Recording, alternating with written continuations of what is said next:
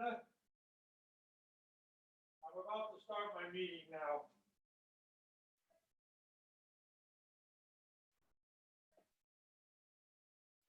Okay.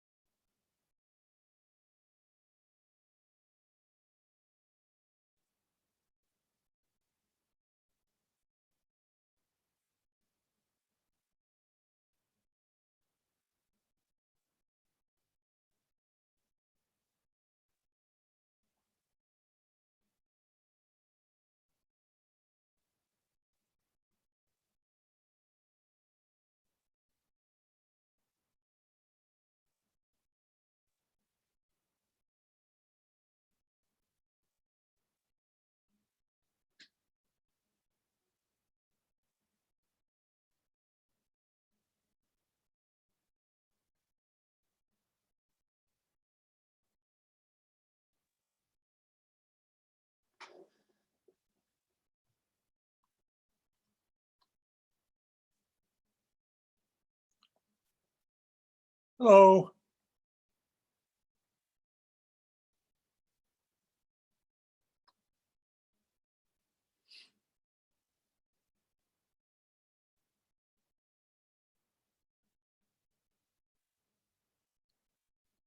Hello. Hey, John.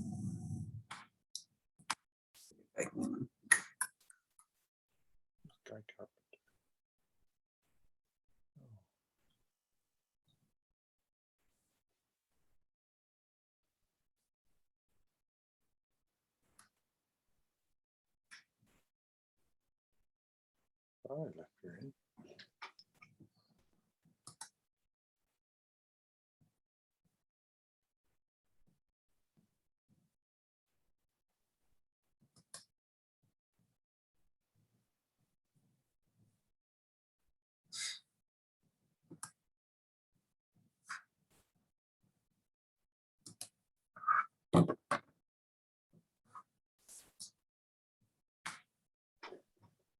I'm in our office and there's so much light that I can't get the thing to change, but oh well.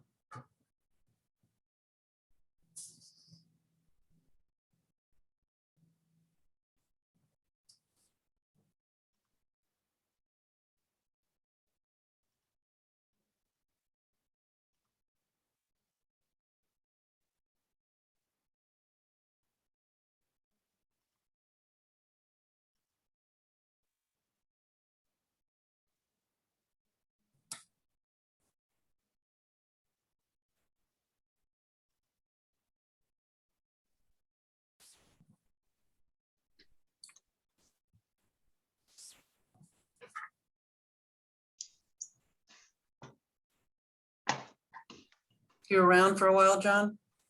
Hey. Hey, Laura. Hi. I'm sorry, what did I miss there? John, can you hear me? I got it now. Yeah, I'm sorry. I was on too much technology going on here. I'm having trouble hearing people.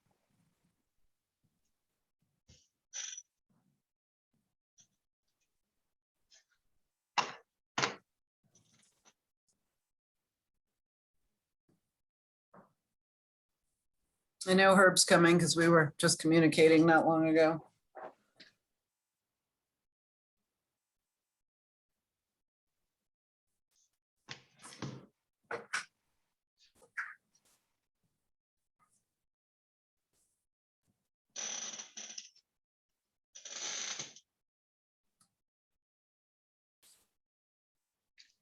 Nice background.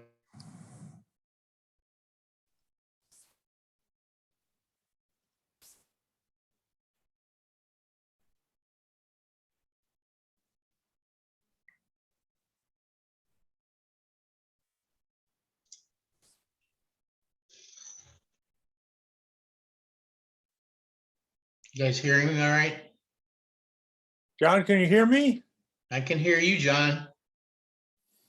Not getting any sounds here. I don't know We why. can hear you. Laura, you got me, right? Yep, I can hear you all. Hey, Herb.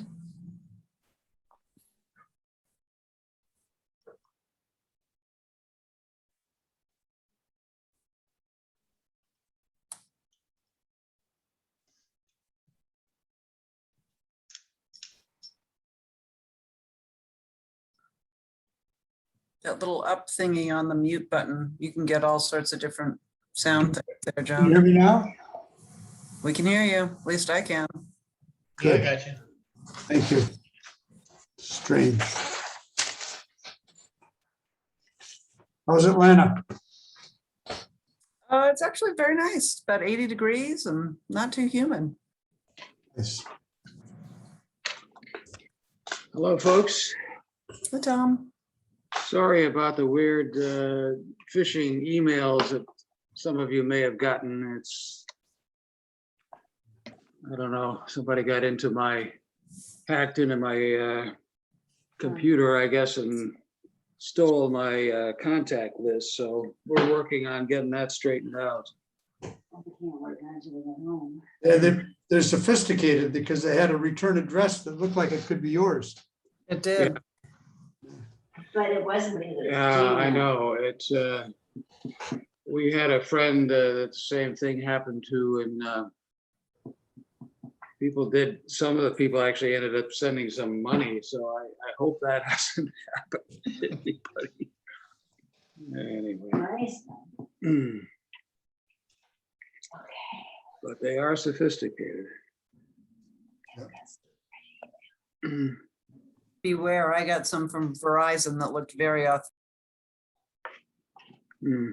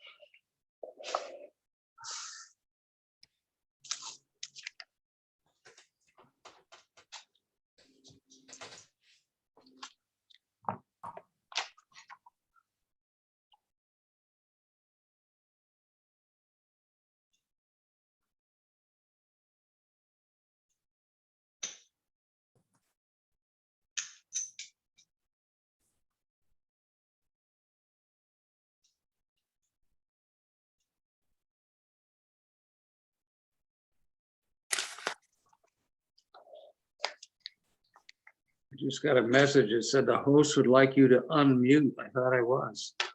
I did the same thing. I I got I think think we John, all are now. I Can you think hear John us, is John Rail? struggling.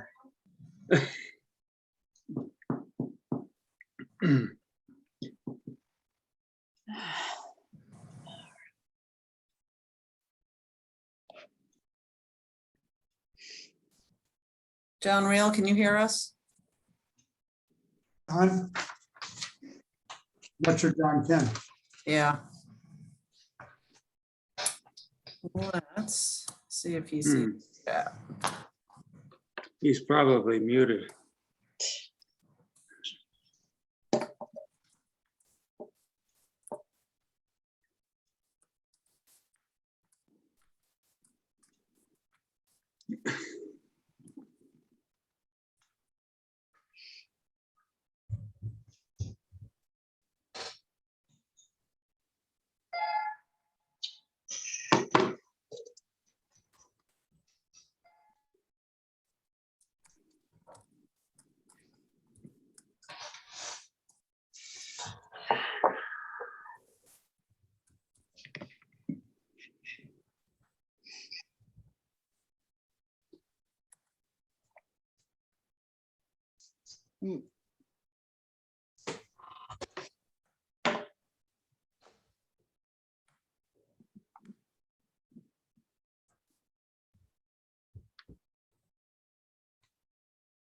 I'm not sure he can see us.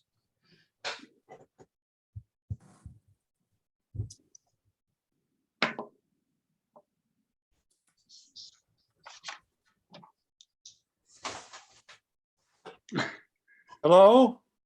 We There can you hear you. Hey, John. It turns out that the test speaker system was set at 0 output volume. It only took me about 5 minutes to figure that out. Good. So let's see, everyone hands up if you can hear, if we can hear each other. Yep. Yes. John, are you All right. there? Yeah, I'm here. Okay. Shadow in the in the darkness. Well, the part of the problem is Rebecca Eldridge is not in the office, so I had to set this thing up myself, and took a little effort on my part, but we're here. We're here and welcome. Meeting is called to order at 4:05. Not too late. Says review agenda. I have a number of announcements which I will talk about, and if anyone else wants to add to that list, that's fine. I had an interesting discussion last week with the Energy and Climate Committee. That's a committee that's done all the work putting various solar energy installations around town, particularly the one at the town dump. And they are very interested in forming in some way a broader climate change committee. And in our Wellfleet Harbor plan on page 3, that's exactly one of our recommendations. So we will have some further discussions about that.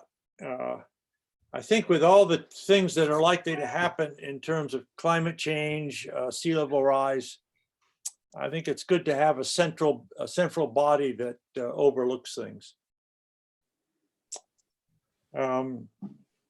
Speaking of which, our Wellfleet Harbor plan is posted on our website. The 2021 Harbor Plan. So you could have a look at it or be sure to reference it to other people. That's all.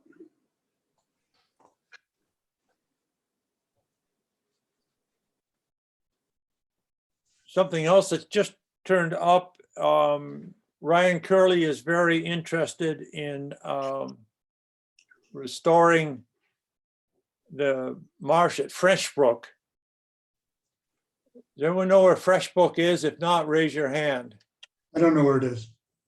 Okay, Freshbrook is in South Wellfleet, and it lies at the east end of the inlet that's between the Audubon property on the south and Lieutenant Island on the north. And there used evidently to be an old Wellfleet community there. The stream was diked off some time ago to form a pond, which is off on the east side of Route 6. You can, if you take the bike trail up through there, you cross over it. Right, and you can see the dam. Ryan Curley particularly is interested in the restoration, and for some time I was sitting on the fence whether we restore Freshbrook, which would lead to additional salt marshes, or leave the pond. But I've come around to the position that it's better to restore the salt marsh. I've walked around the pond several times, and frankly, there's not much activity there. So there will be a meeting sometime in November that begins to lay the groundwork. John, I know this is something you're interested in. Is there anything else you'd like to comment?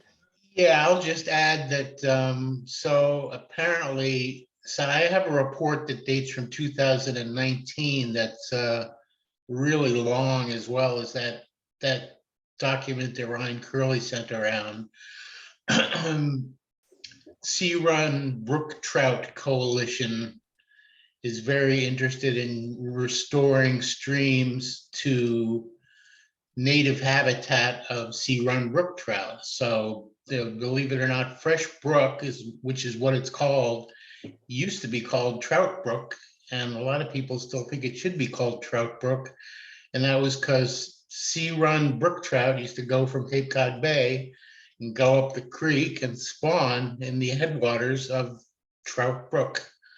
So to say that it would be a huge accomplishment if we could restore a run of brook trout that would go from the salt into the fresh and spawn and go back out.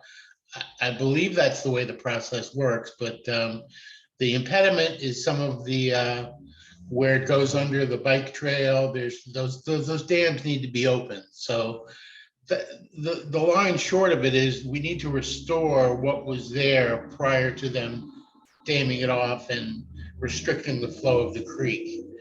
Well, didn't someone present this, John, at one of the State of the Harbor conferences? Yeah, that was Yeah. Jeff Day, and very mixed review. Something happened, and I honestly forget what it was, but he's not very warmly received now. However, his mission is a very good one.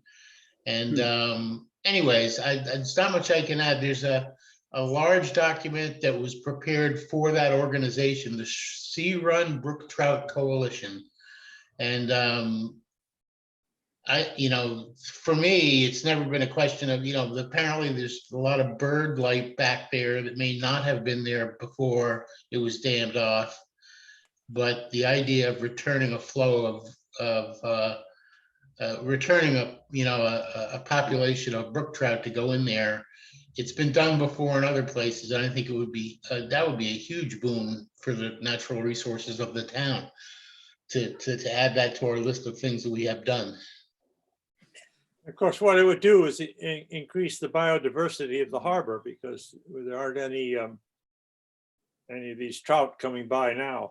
Yeah, I think the way it would work is they would actually stock the kind of trout, either I don't know where they get them. They could just be coming from a hatchery that are programmed to do that run. They go from saltwater, freshwater to saltwater again. You somehow have to teach the trout where this new estuary is. Yeah, imprinting. I don't know how all that works, but there's smart people out there that would know how it should be done. It's the park that would stock the trout? I don't know. There's certainly George Price's signature is on a lot of those documents, and the National Park Service is obviously hugely a part of it, because I believe the pond is definitely in the park. So they're aware of it. I don't know if they would run it. I don't know if it would be the Division of Fisheries, Marine Fisheries. I honestly don't know. The Sea Run Brook Trout Coalition has a website, and if you want a little bit of a history, it's probably a good place to start, and they might be able to fill you in on how the whole process would work. This is going to be coming up. I believe the intent of Ryan's email was that it's going to be coming in front of the select board. Is that right? Mhm. Next month in November. So it's going to be on the radar again. I'm glad it's back on the radar, and that's about all I can add to it. It's a worthwhile project. There's some local folks in town that you guys all might know that are either herring count volunteers or local fishermen that are big on the idea. So it's known about, and there's most of the folks that I speak with think it's a good idea.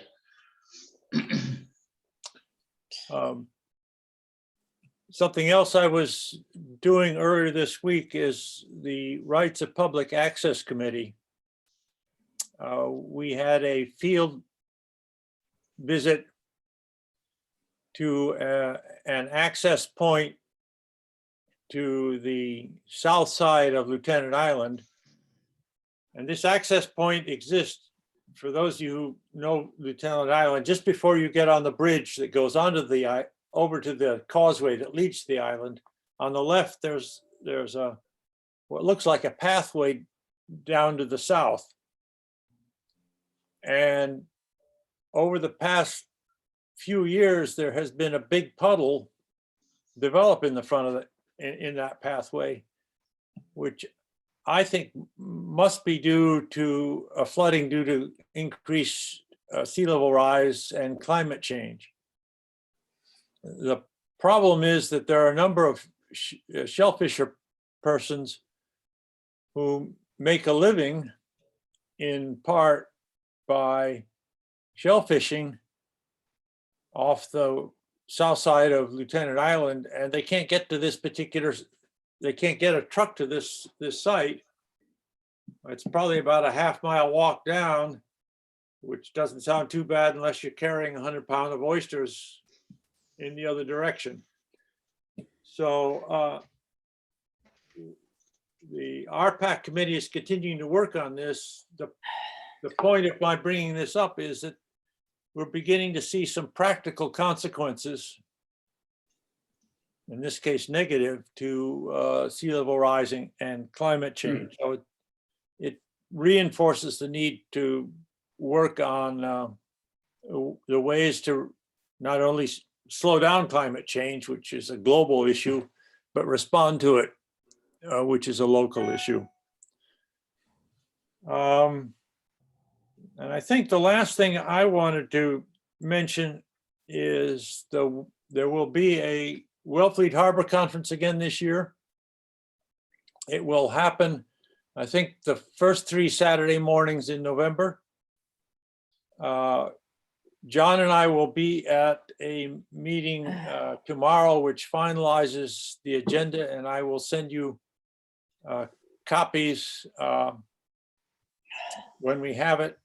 As we did last year, it is exactly the same format as last year, which was 3 Saturday mornings, a Zoom meeting. So There it will will be be- Zoom, John? It will be Zoom or something, I mean, something equivalent to Zoom. And when you get the agenda, you'll get instructions on how to Zoom in, how to contact, listen in, let me put it that way. But it's a good agenda, and it just needs some final touches before it's made public. Are there any other comments or that anyone wants to make before we go into the formal meeting agenda?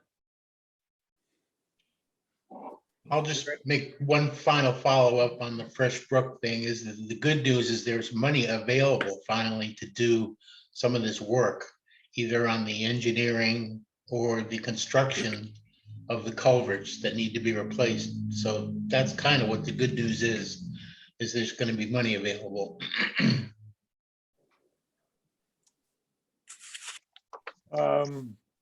Good. Let's move on to the ponds issue and ponds report. Herb or Laura, is there anything that you want particularly to raise at this point? A couple. Do you want to do it? Pardon me? Why don't you give it? You were Okay. organized. We should set an agenda for a meeting with the Association to Preserve Cape Cod, APCC. You had originally written to Joanne, and it took her about a week, but she responded. And APCC is very happy to join with us, help as they can in the creation of the ponds management report, the ponds management. I've worked with APCC, I guess, as NR, you must have as well. Yes. They distinctly have 2 sections. They have policy and they have the scientific and field work. And I think they could be most helpful to us in their in their knowledge on field work rather than policy. I don't think policy is going to be that helpful to us. Let me pull this up again, sorry. I would like to suggest to them that we work with them on not on their reports on the status of the ponds on the Cape either, because when Andrew was up at Gold Pond a couple of weeks, in 2019, Andrew Gottlieb was at at my house in Gull Pond, and he noted that the ponds in Wellfleet are in a very different situation than the other ponds they deal with. Sometimes we think we have high density around the ponds. He was looking around the ponds and said, you know, this is a totally different situation than we normally deal with. You have much lower density of housing around these ponds. So I would like to pick their brains on their science. They have studied nitrogen loading. They're very big on the crucial nutrient being nitrogen. And I'd like to have set that as one of the agenda items is nitrogen versus phosphates in loading in freshwater ponds. I agree. They are very strong on nutrient entry coming in through groundwater I haven't seen one. and hence septic systems. They always focus on septic systems. I would like to drill down with them on that, on the question of nutrient inflow into the ponds from runoff versus groundwater. We're getting that both from, remember, Sophia Fox in our meeting with her kind of surprised me and others, saying that runoff in the Wellfleet ponds is negligible as a nutrient load. That they really, their concern is nutrients coming in through groundwater, which APCC seems to say agree with. And that leads them to septics. So I'd really like to pick their minds on, confirm that issue and get their thinking on the latest septic systems or what can be done in situations like we're facing in processing wastewater.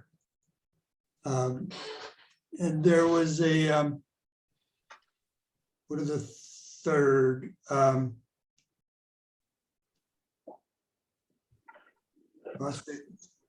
Yeah, and getting into enhanced septic systems with them. So it's really, I'm saying, pick their scientific brains, their minds on phosphate and nitrogen loading, groundwater flow, and septics. Does that sound reasonable? Any comments or questions? I guess, Herb, I will, as I've said, after I listened to Sophia, who,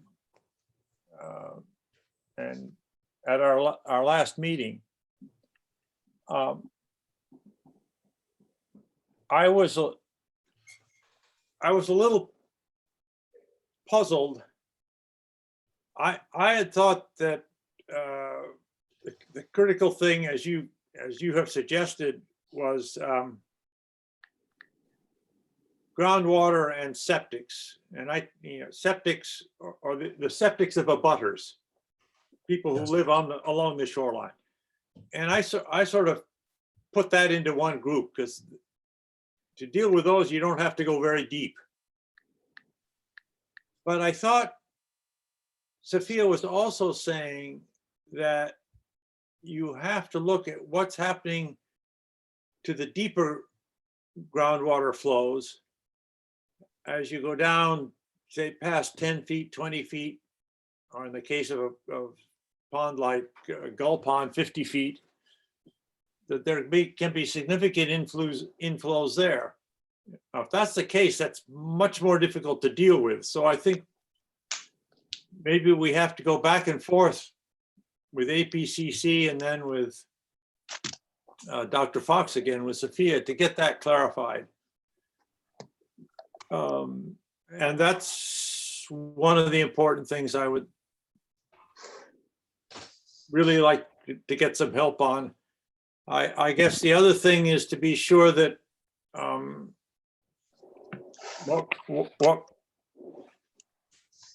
guess I'd like to know whether APCC can help us with the sampling, because it looks as though the seashores is having trouble funding that.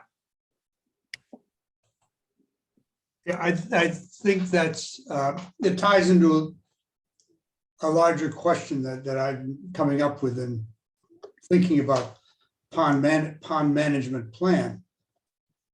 I'm terribly concerned about this plan because of the rising temperatures. And if, I don't want to seem alarmist, but we're hearing again and again that we're at a tipping point in climate change and heat. And I really am concerned that we get this right, whatever plan we come up with, because this next 5-10 years really could be a critical period. And that ties in with my discomfort at the seashore, saying they really don't have the funding to do the intensity of testing that they had done in previous years. So I'm right with you, John. I would like to see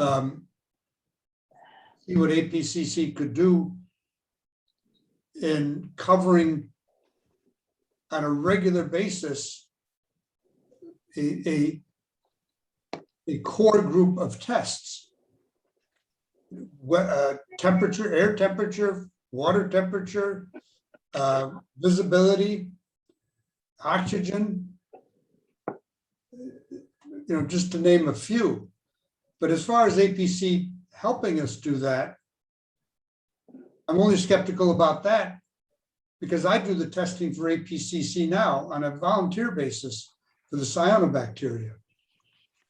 And they're very big on working with local volunteer groups to do the testing. Seems like we could help though, collect the temperature, collect water samples. I mean, if they're unable to do it, as long as they could get the analysis done. Lots of money from the friends. I know that. I have in the back of my mind for our plan to put this down as a core responsibility of the town. To do it with a paid position, do it with do it organizing volunteers, doing it with a summer intern. APCC has a summer intern in Wellfleet, a resident of Wellfleet now, who, if we're ever not able to do the pond collections, he would step in and do it. But I think one essential part of our plan has got to be determining how the core tests, we can guarantee the core test will be done. Maybe 9 months a year.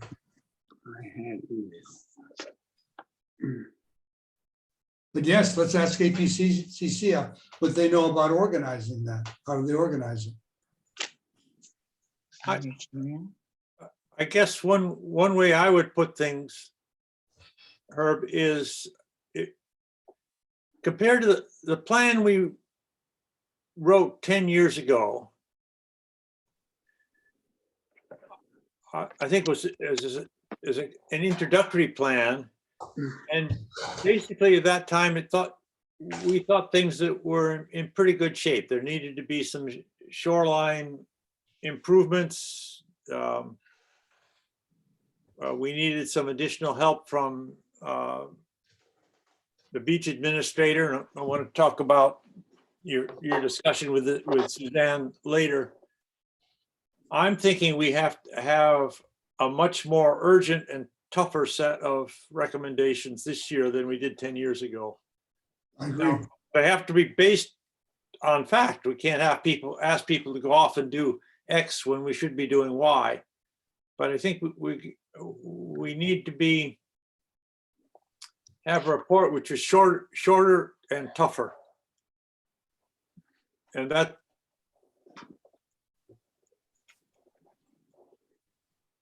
I found the discussion with Sophia a little disappointing in the sense, as I said, that it wasn't a clear path to what we should do. And maybe we can balance that with what APCC says and help us put together a strongly active plan. Got one suggestion is that we have a town position, we have a herring warden who's very interested in fisheries, obviously, and he obviously monitors herring as they go up and down the Herring River.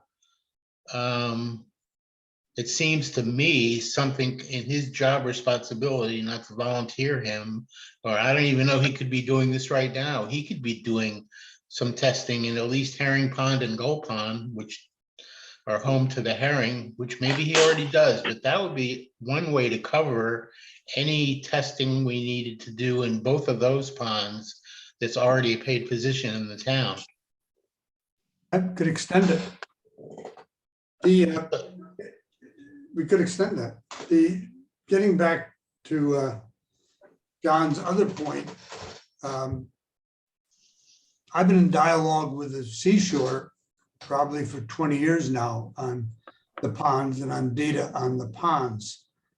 And they have, for most of the ponds, you cannot document any type of straight line degradation in the ponds.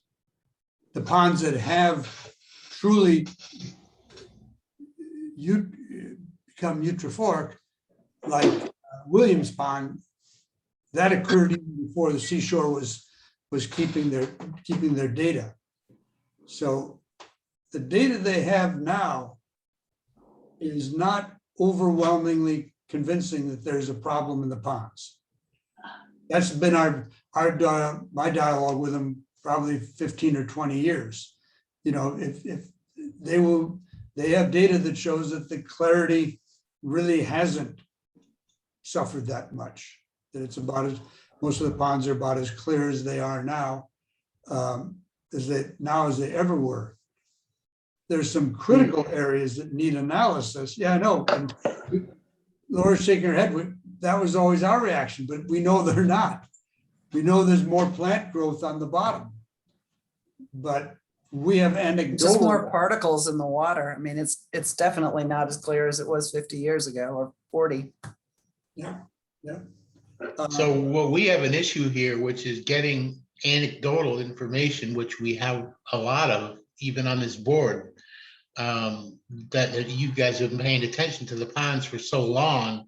We need a way to get that incorporated into a study.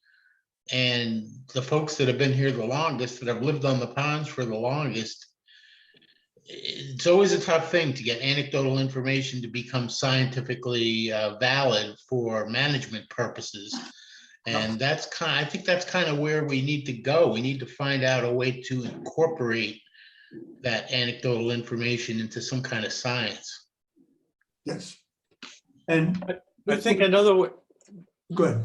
yeah, I just interrupt. Another way to put my concern about what we did in the first ponds plan and what we need to do this time is in the first ponds plan, we said, well, our ponds are in great shape, so let's just carry on. I guess my thinking right now is, okay, our ponds are still in great shape, but because they're in great shape, it doesn't take much to start degrading them. You know, a pond which is down in the middle of Dennis is already in bad shape, and you're just trying to keep it from being a catastrophe. But if you think of the clear water in Duck Pond, which I think it still is pretty clear, it wouldn't take much upset to unclear it. No. So in that sense, I'm more inclined to be active oriented than I was 10 years ago. Obviously, fully agree.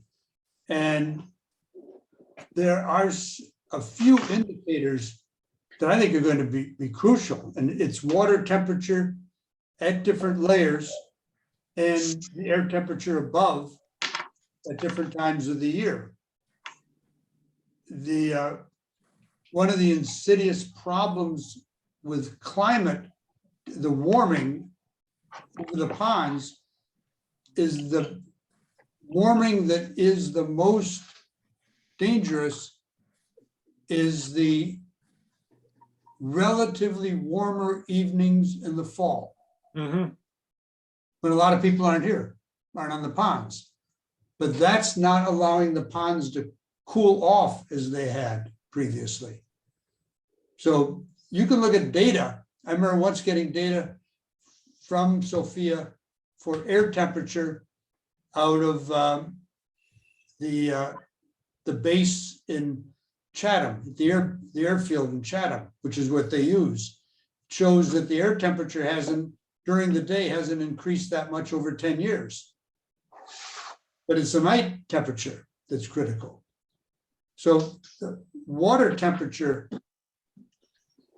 and which then leads to lack of turnover of the different layers in the water, which then leads to oxygen deprivation in the water, is really critical.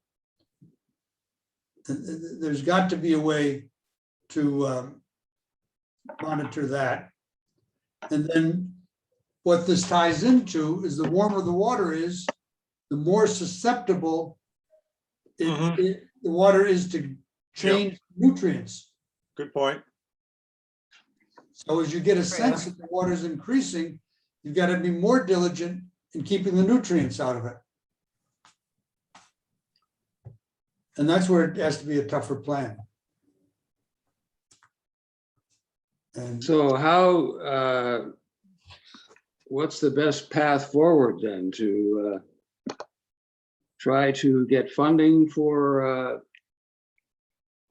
monitoring all of these variables? And Another thing, that getting funding is a good point, Tom, because APCC could probably give us some sound advice about that.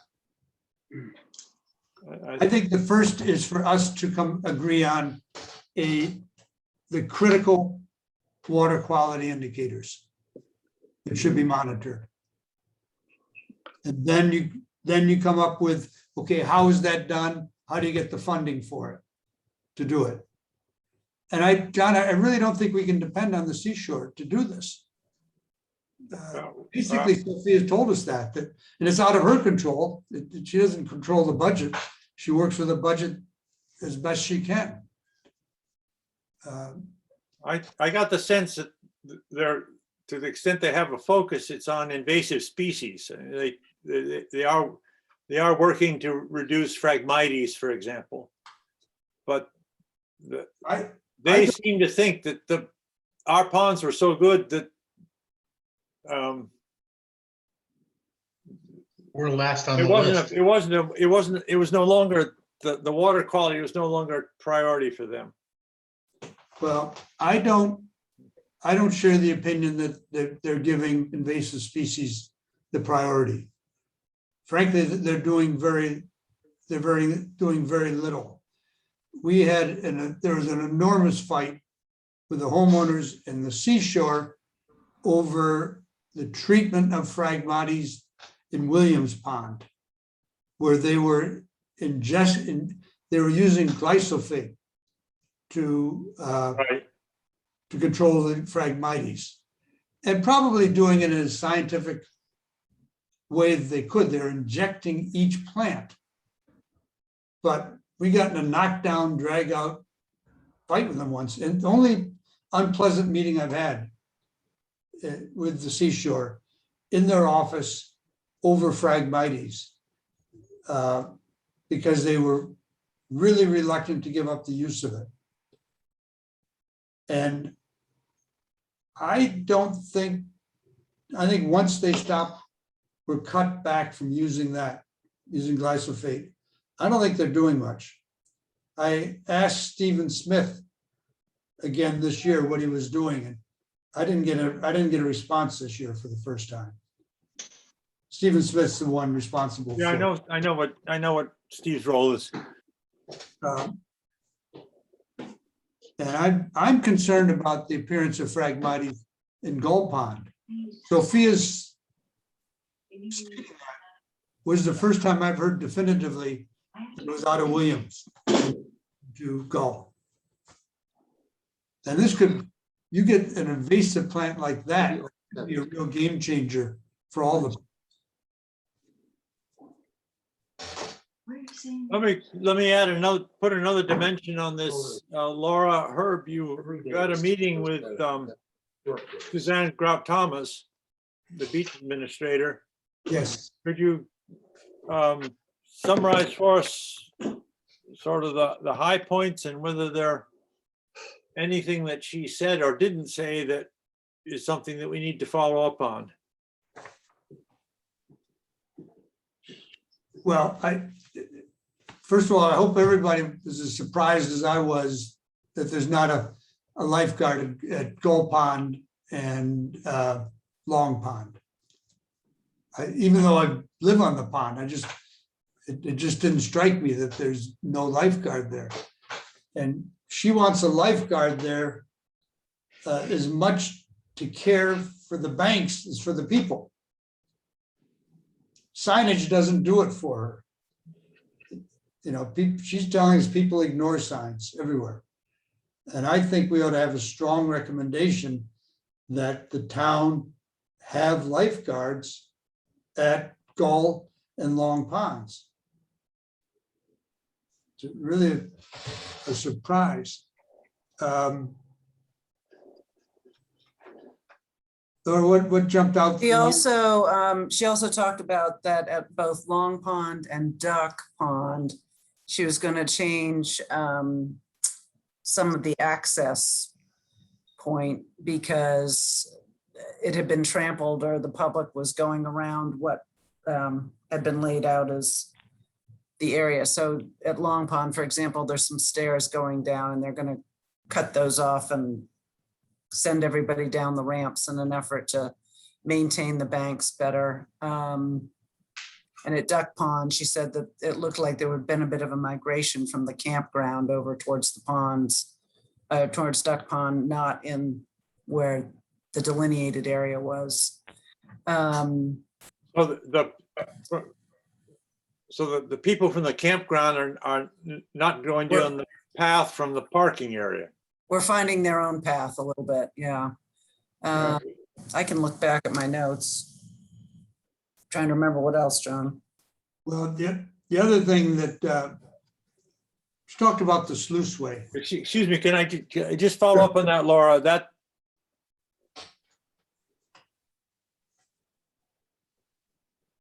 I think as winter approaches, I will try to take a walk from the campground over to Duck Pond and see where that is. Because I was at Duck Pond in June, and I was very pleased with the pathway from the parking down to the beach area. Because the pathway was sort of an S curve. It was clear that people were following the S curve and weren't going straight downhill as they were doing before, which would create a runoff. So if there's a problem with people from the campground bypassing this, I'm agreeing with you. I just want to be sure that as we make recommendations, we can be clear about what needs to be done. Sorry, go ahead, Herb. I'm sorry, the sluiceway,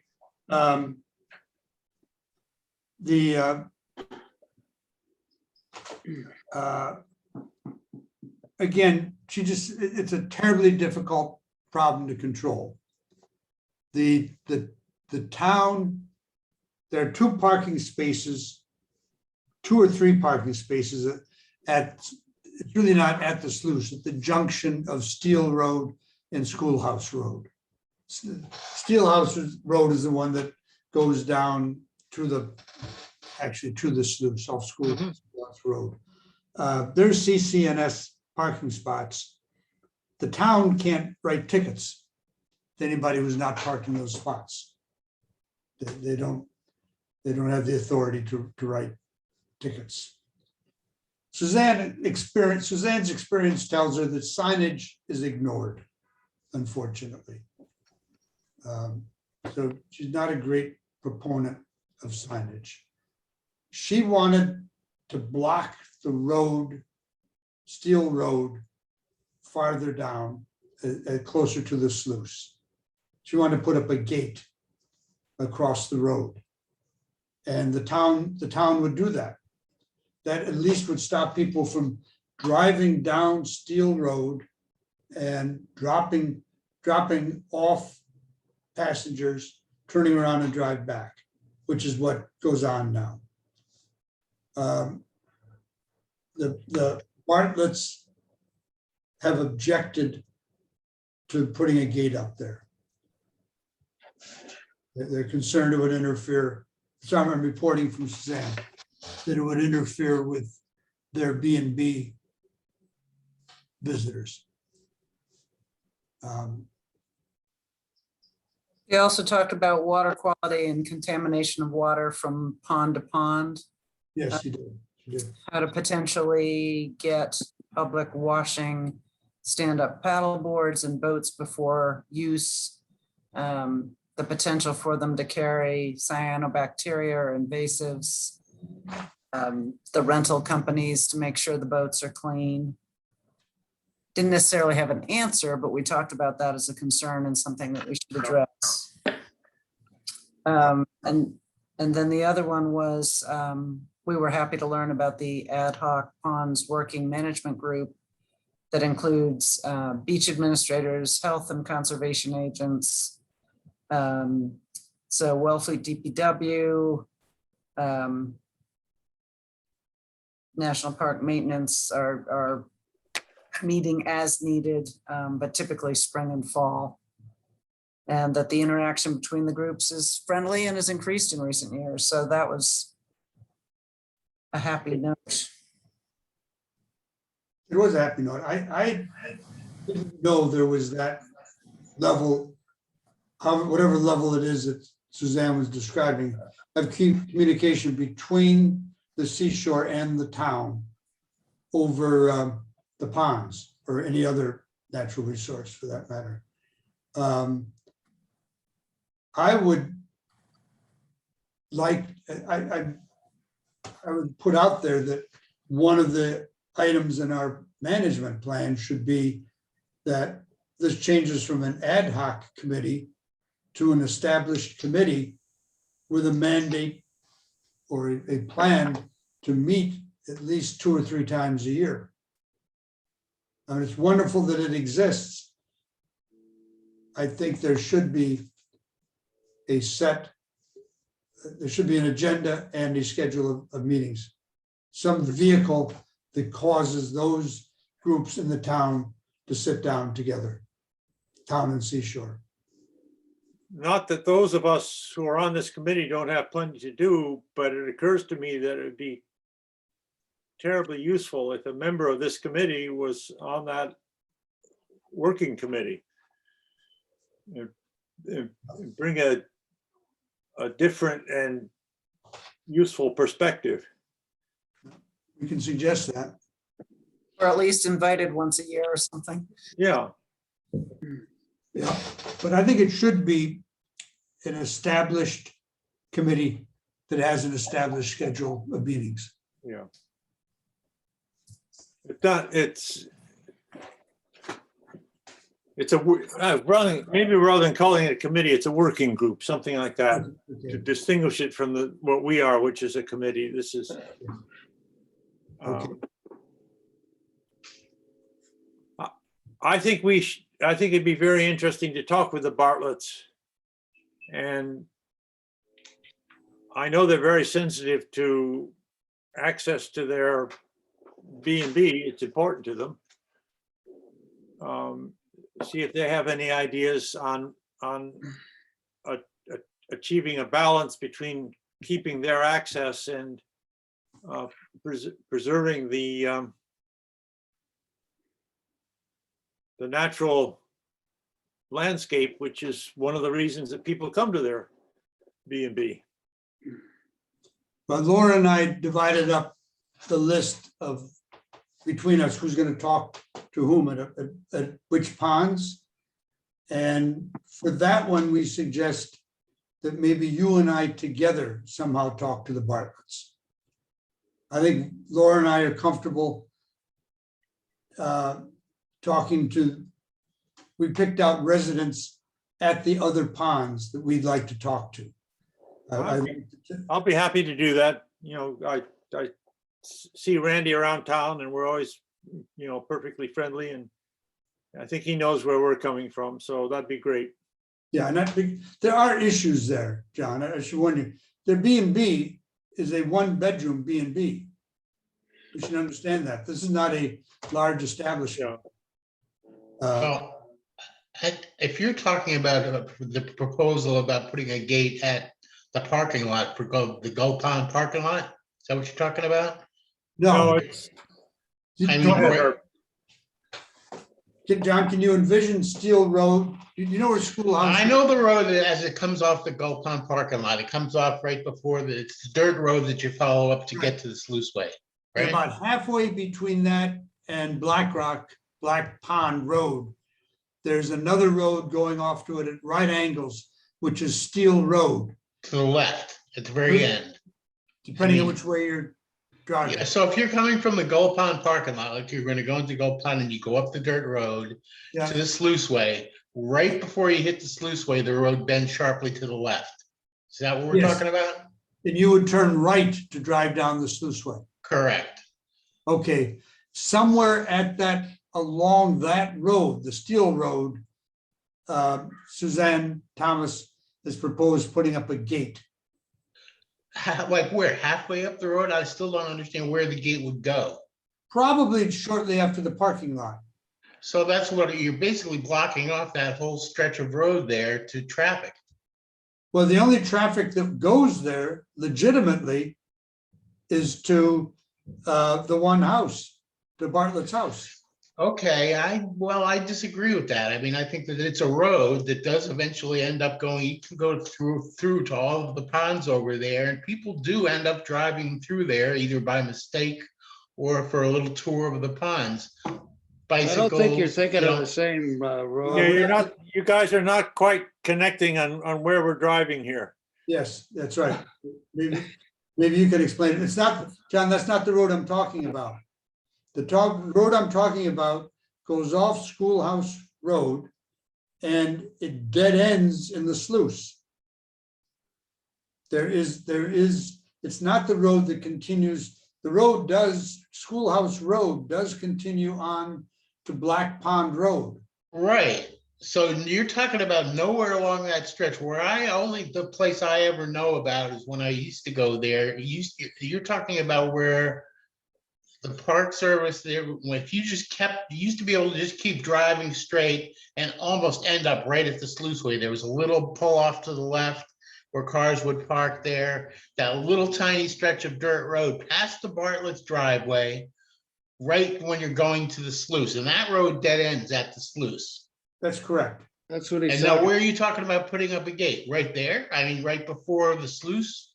No, right where that road, I'm not talking about it first of all. What we're doing is reporting our discussion with Suzanne Thomas. Okay, I'm still just trying to wrap my head around where Suzanne or where anybody would propose putting a gate that's gonna block the Bartlett's driveway. That's what I'm We'll have a missing. field trip, John. I guess I need a field trip again is right. 'cause I haven't been down there in a Yeah, while. it's easily visible when you have a field trip. All right, And it also would, by the way, would be seasonal.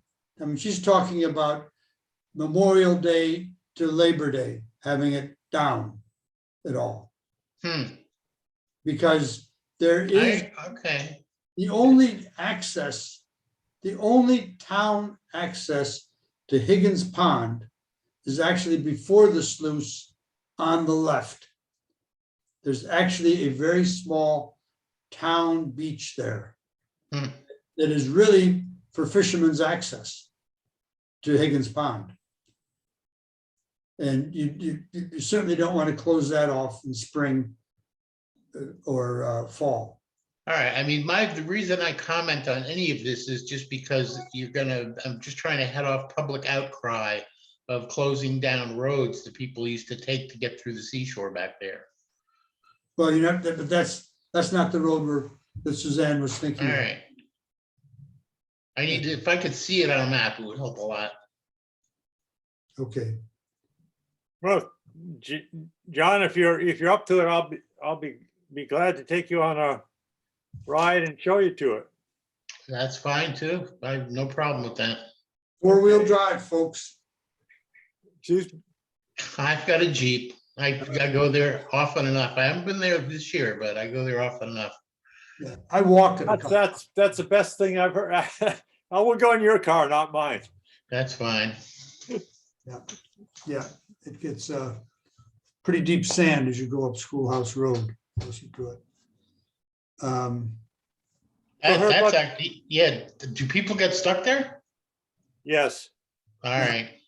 If you're coming from the north and you get to where Steel Road goes off to the left, which would be east, and you start up the hill, you're going up over the hill to where the Gull Pond parking is, that can get to be very soft sand.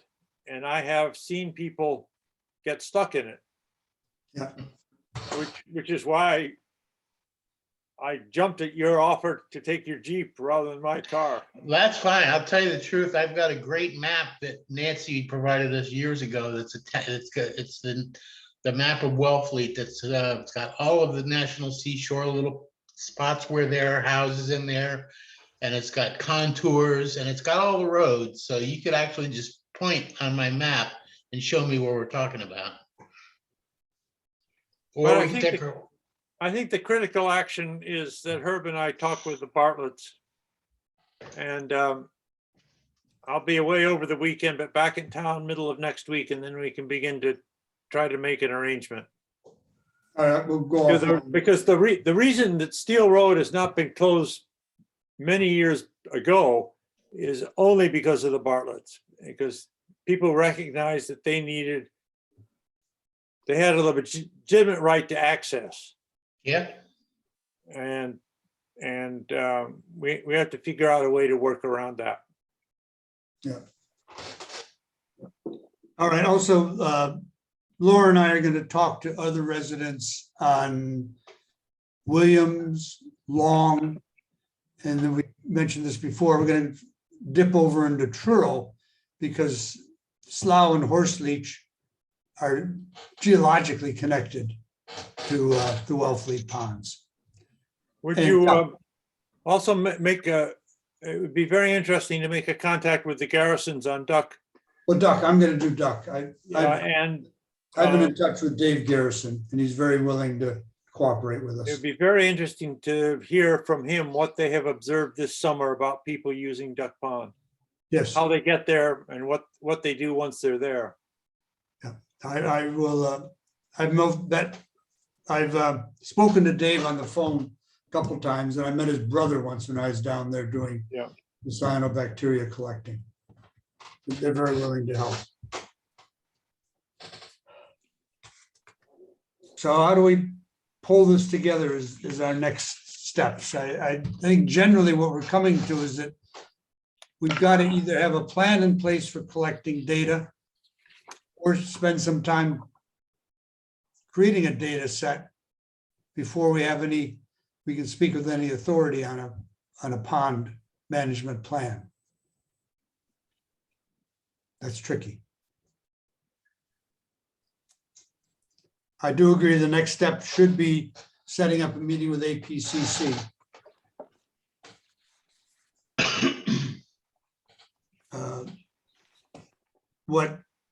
What's Joanne's last name, John? Muramoto, Okay, Muramoto. Muramoto. What she wanted us to do was send her a list of agenda items and propose dates. And then based on what we want to talk about, she would define, she'd pull together the APCC group. Okay.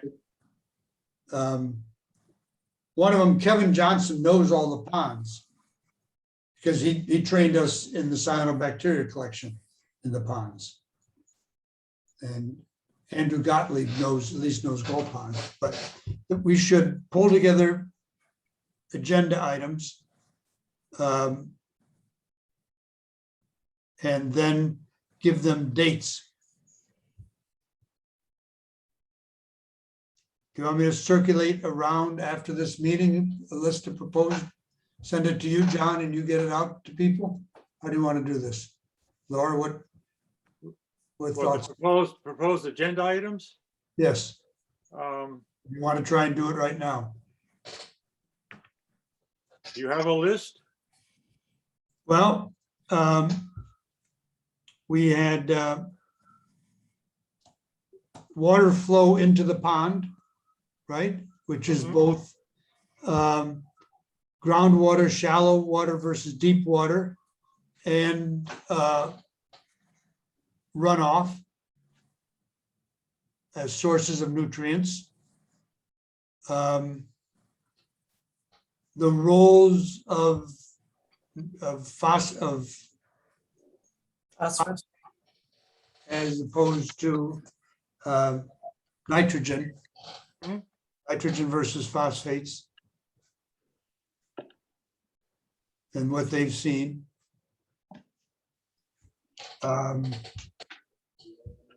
Effective temperature. Temperature, yep. Let me see what else I had.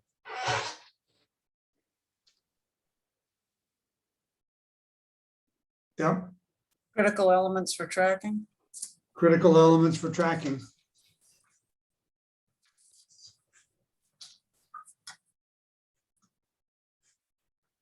Yep. And then we wanted to talk to them if they have any sources of funds for sampling. I think that it might be interesting to ask the question, Herb, of them. Could they help us set some achievable targets for each pond, or describe a process? So we can,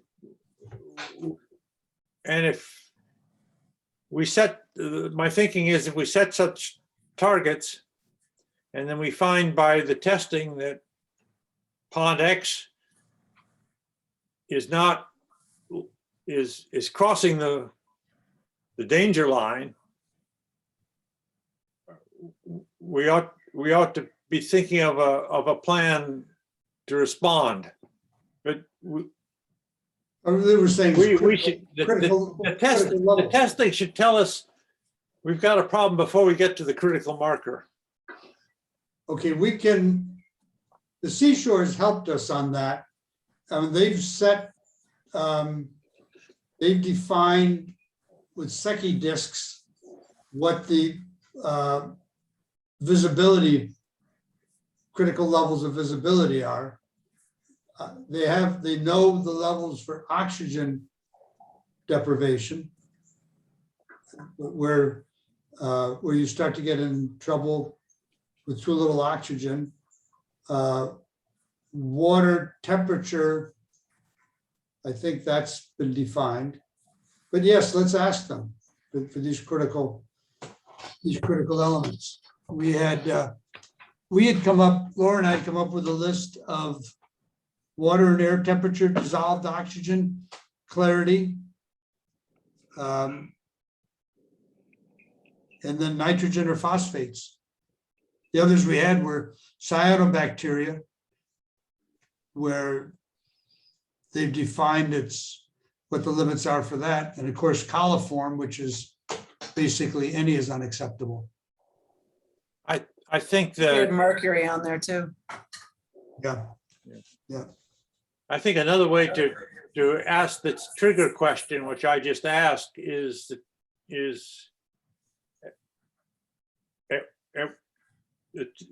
sort of the trigger point for cyanobacteria, because cyanobacteria would shut a pond down, and that would certainly catch people's attention. The one thing I would ask Herb is when you talk about groundwater entering the ponds, is it would be helpful to ask the question in terms of ground level water, septic level water, which is 5 to 10 feet down, and deeper groundwater. Yeah.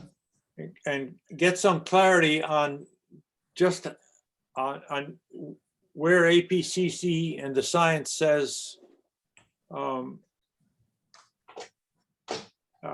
what's critical, because our response, you have one response for surface level runoff and another response for runoff, which is 25 feet down. But I think with that is one of the main agenda items we need to talk to them about. Yes, Yeah, maybe we can phrase it that way. okay. John, I'll do a draft and run it past you and Laura at least too, Okay. and before we go back to the APCC. Well, why don't you run it by everybody Sorry. based on this discussion, Oh, and just ask that everybody just respond to you, but we don't have it, we don't respond to everybody because we're limited by the open meeting laws. So you can send it out and you just ask for people to respond to you only and not, and then you make the final judgment. That's fine. Okay. Laura, okay with you? That's fine. Okay, How far back they have pond data, they being APCC? yeah. I don't know. I don't know. I mean, I wondered if they had some of the park's old data. Yeah. Somewhere, Asking. somewhere hidden in all the stuff in my computer is a report that John Portnoy wrote back about 1990 about the ponds. This is he was working as a scientist for the seashore. I will try to, maybe by asking John, get a copy of that and send it around, because that it's very good scientifically, and it gives you a perspective that goes way back. Is this the pond you're not talking about the pond atlas that he wrote? I can't remember when he did Yeah, that. something like that. Yeah. I have the pond atlas. I only have it in printed copy. I can only guarantee you whatever John had, he still has. But I have his pond atlas, which is terrific. There's a description of each of the ponds. I think that's what what I'm thinking of. Yep. All right, well, let me draft something up to, how do you go about then giving them dates and we could possibly meet?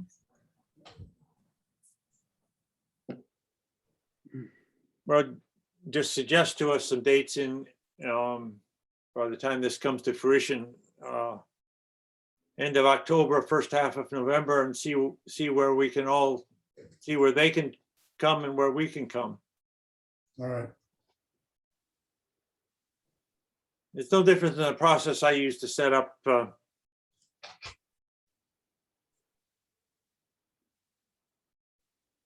our own meetings.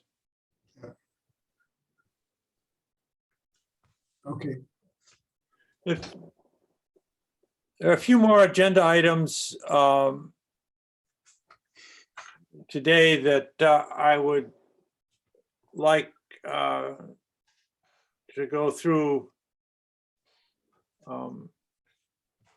in less detail. Good.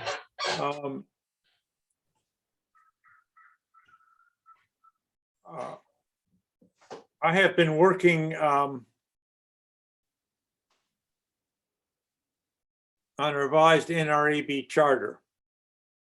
As we have discussed, the one that's on the town website now is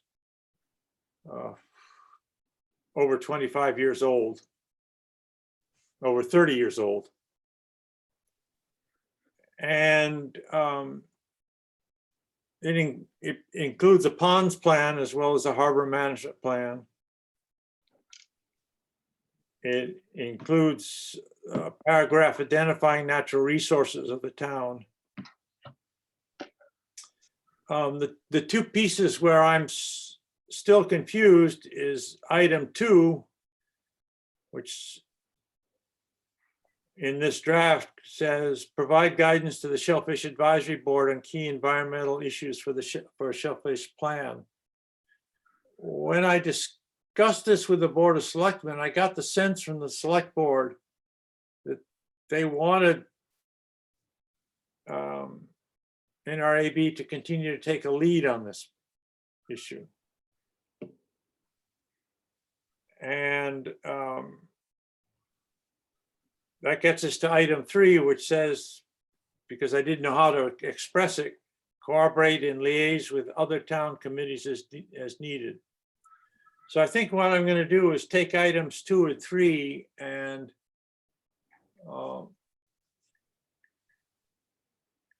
test with the select board if the language we use is that the harbor management plan should be a framework for other committees to act on harbor issues. Or harbor and ponds issues. And we will,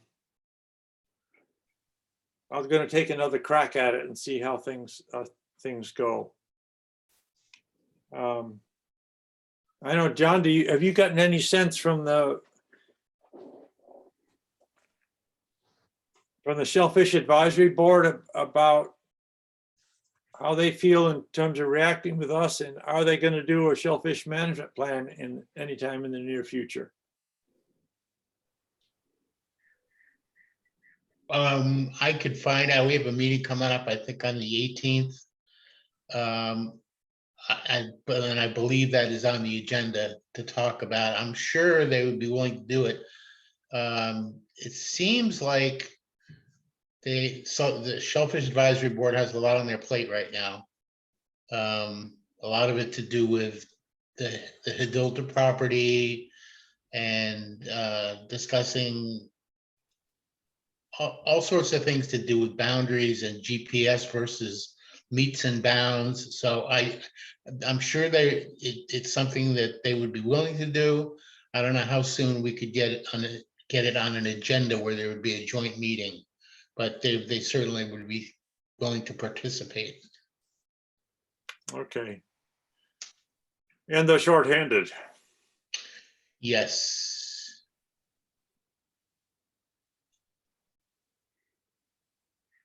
So I'll take another crack at this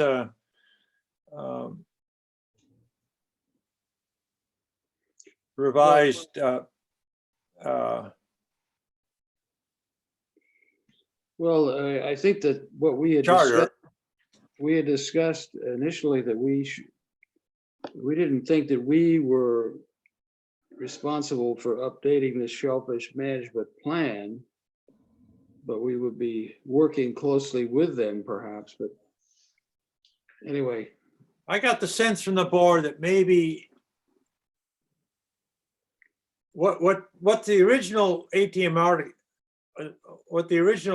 our original charters made it pretty clear that we would take a lead toward a shellfish plan. And I was uncomfortable with that, and I got the sense from the board that I shouldn't be uncomfortable.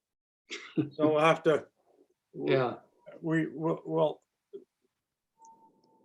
I think we'll have to take sort of the position that the harbor management plan is a lead document for other committees who are involved in harbor issues, particularly a shellfishman. And I actually think somebody may have had the right idea that the Natural Resources Advisory Board should be more involved, as the Shellfish Advisory Board is mostly comprised of commercial fishermen these days. And it may just be a good idea to have NREB take the lead on it. Which is fair enough. We can do that. Next item on the agenda is this, how do you like them apples issue? And for those of you who don't know where how do you like them apples is, it's off Indian Neck, the southern half of Indian Neck toward the west. And the map that I sent around shows two sets of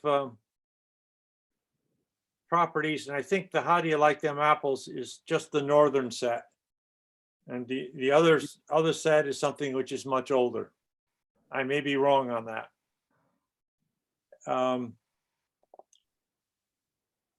the question the Board of Selectmen is going to ask us is how do you like them apples parcels, which we only bought a couple of years ago, how are they to be used? What should be our strategy in using them? And the Select Board has asked the Shellfish Advisory Board to take a lead on this. And so I expect that we will hear from the Shellfish Advisory Board some guidance as to what they're looking for. I'll give you a suggestion of the sort of thing that we might say. We're not going to talk about the detailed use of the property. I don't think we know enough. But there is a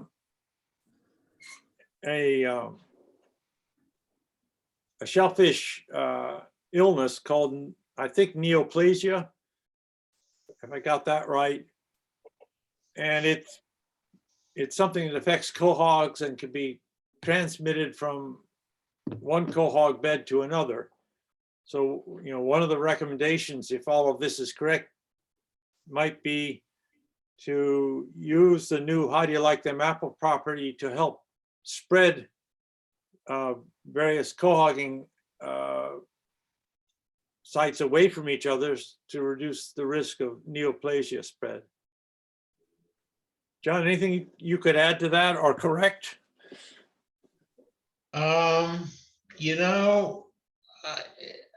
I know that neoplasia has been on Shellfish Advisory Board's radar, but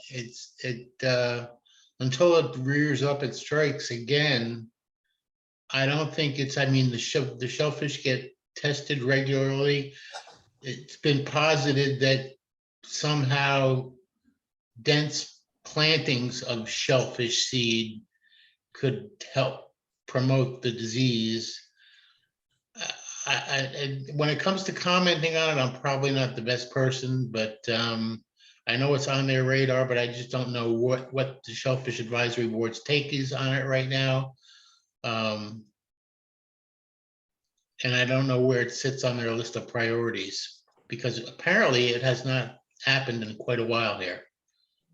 That's good to know. I guess, John, I suppose part of my concern is about once a month I get an email from Ryan Curley, and where he talks about his concern about neoplasia. So, well, when it hits, it's bad for everybody. So right. it's worthy of concern. But so what we're talking about is being sure we take the right preventive measures, and that's fair enough. Right, density of planting might be one way to help keep that. I don't know. It could be one solution, but I'm not competent to answer that question. Anyhow, this will presumably be on our next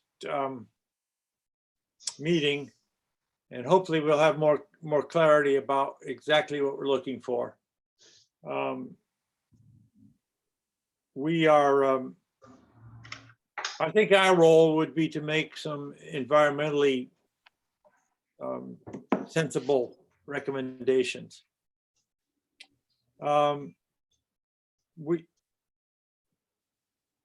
Last thing before we talk about approving minutes, we had going into last June's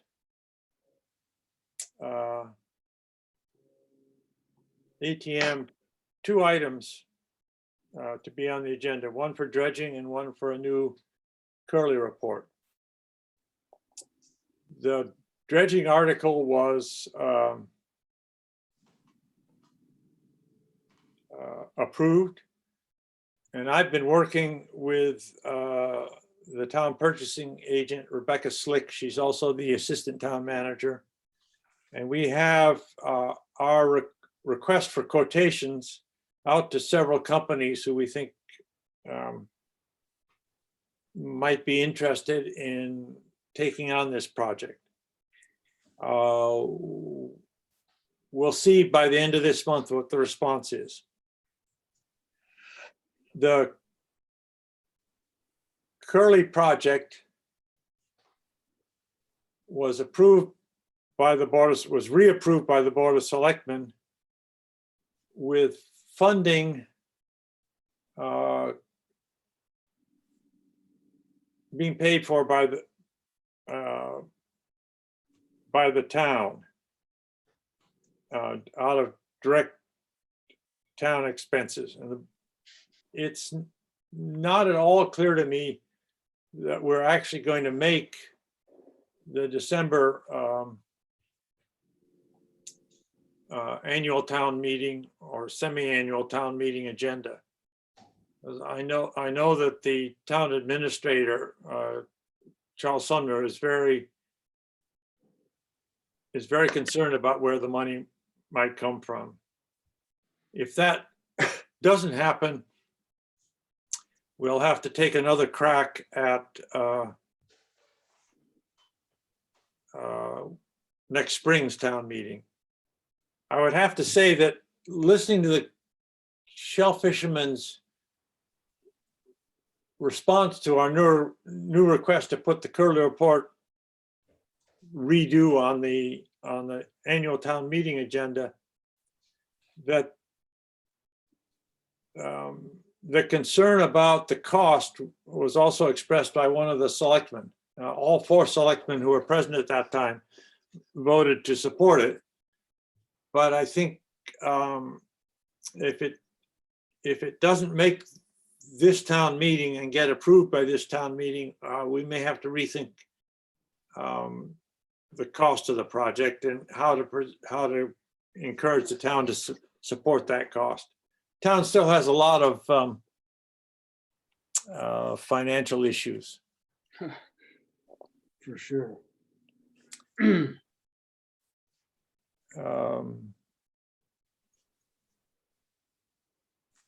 So by the time we have our next meeting, I may be able to say something more specifically about the dredging, about these 2 projects, but that's the status right now.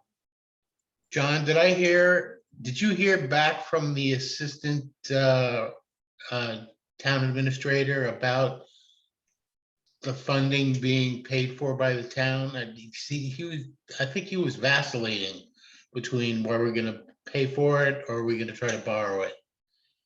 Did you hear that he made the decision now that it's gonna be on the warrant? So what I heard at the time of the June meeting about the dredging proposal, which cost only $25,000, is that there was a clear way to fund that. Otherwise, they wouldn't have let it go through to a town vote.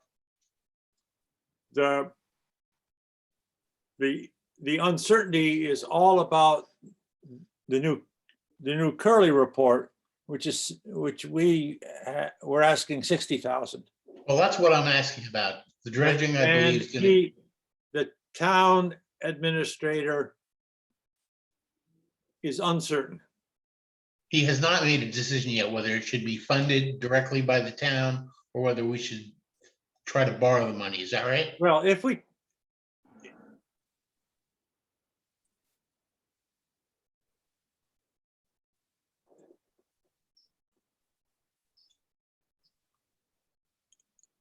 John, can you hear me? Yeah, I got you. Okay, I got some notice that we were about to be cut off or Oh. something. We might have exceeded our Zoom limit. Yeah, well, if I disappear, I disappear. I think you Town should- administrator has not made a decision about whether we can actually go ahead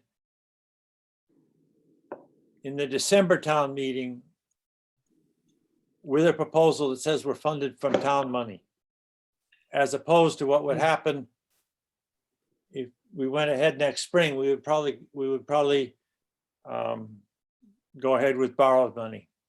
Well. But he doesn't okay. want to do that. He can't do that now, because if you're funded by borrowed money, that has to be approved by the electorate. And he's not, we're not going to have an election this December. We're just going to have a town meeting. All right, I still believe strongly that we can make a concerted effort to win people over at the meeting to have the town pay for it. When you take into consideration the benefits that shell fishing alone, has on the town's economy. So, I think that it's a win situation, and if we put it on, if we can get it on the warrant, and there's a way to scrape up the money, I think $60,000 still sounds low, for what you're going to get out of it. Right. That's I mean, that's a good point, because a new town meeting would happen sometime in early December. We're going to have to spend a lot of time in November selling the job. Well, it could begin with the November 6th Wellfleet Harbor Conference. That's all about fish, the first Saturday in November. It's all about fisheries. So that's the first place to start. And I don't think it's going to take much. I think there's only one select board member that was vacillating, and the other ones were strongly for it. And it would be wise to try to go for it this December with straight up have the town pay for it. I agree, but if the money ain't there, it ain't there. Yeah, I hear you. Let's try and scrape it up. Let's get a couple of things ticked off the agenda. We have a meeting in September the 15th, which is when Sophia Fox and Jeff Sanders were with us, and then a more normal meeting on the 23rd of September. So I take first the minutes of September the 15th, which you should have seen a copy in your file for this meeting. Are there any changes that would be made? John, the dates, the years that the seashore did not do testing is not correct in the minutes. And I'm not sure whether it's the 15th or the 23rd minutes, but we have to correct the dates on that. I want to see if I can pull up which one that is. It's just very simple to correct once I get it, or anyone else gets it. What's the date of that email that you sent around with the minutes? October 6th is the ones with the 23rd. Hang on, I'm opening too. Yeah. It's the 23rd, I think, where the dates appear. Okay. Yeah, they don't appear in my draft of the 15th. Okay, well, let's go to the 23rd one then. Okay, so can we approve the ones of the 15th and then move on? Okay, I move that we approve the minutes from the 15th as written. Is there a second? Second. All in favor, please raise aye. your hands. Aye. Aye. Okay, now let's get the notes from the 23rd correct. Okay, I've opened it up. And point was no CCNS monitoring in 2017/19/21. No long-term guarantee. The correct is partial monitoring in 2018, no monitoring in 2017, 19, or 20.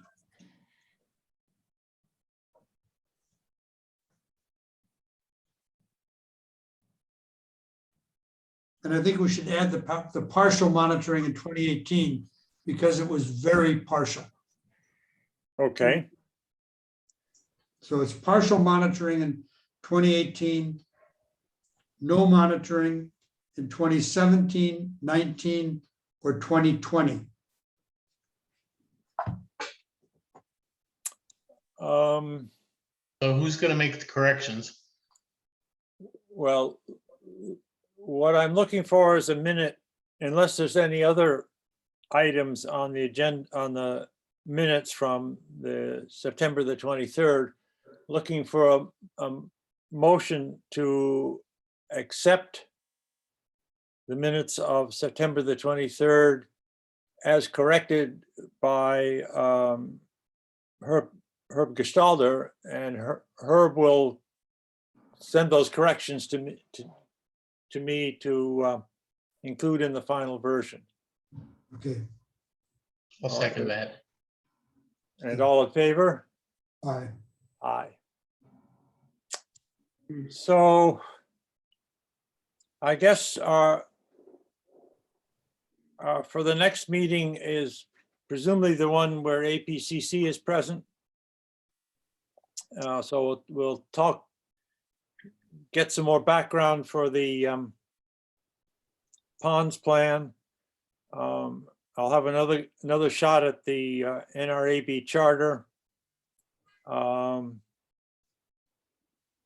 Hopefully we will have heard by then about the how do you like them apples issue and understand better what is expected of us.